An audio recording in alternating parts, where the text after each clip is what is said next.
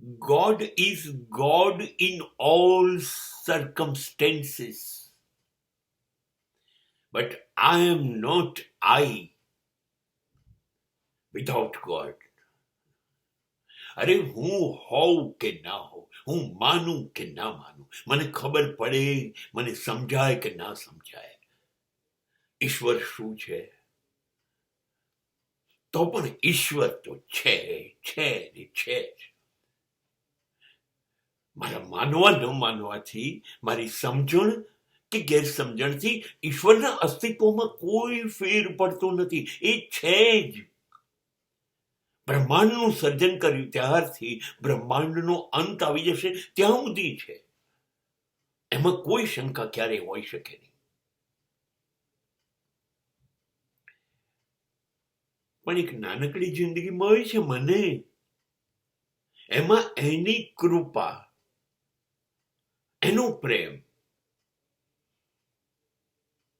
એની દ્રષ્ટિ મારી જોઈશે જોઈશે જોઈશે. એના વગર હું નથી. આ હું પણ નહીં બોલી શકાય. એના વગર કેવી રીતે હોઈ શકીએ? શ્વાસ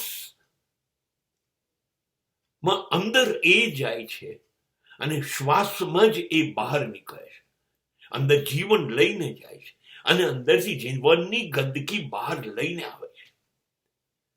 તો એ તો 24 કલાક આવે છે ને જાય છે. હું કહું કે ઈશ્વર વગર હું જીવી શકીશ, અરે એક સેકન્ડ શ્વાસ બંધ કરશે તો એ બીજી સેકન્ડ તું નહીં જોઈ શકે.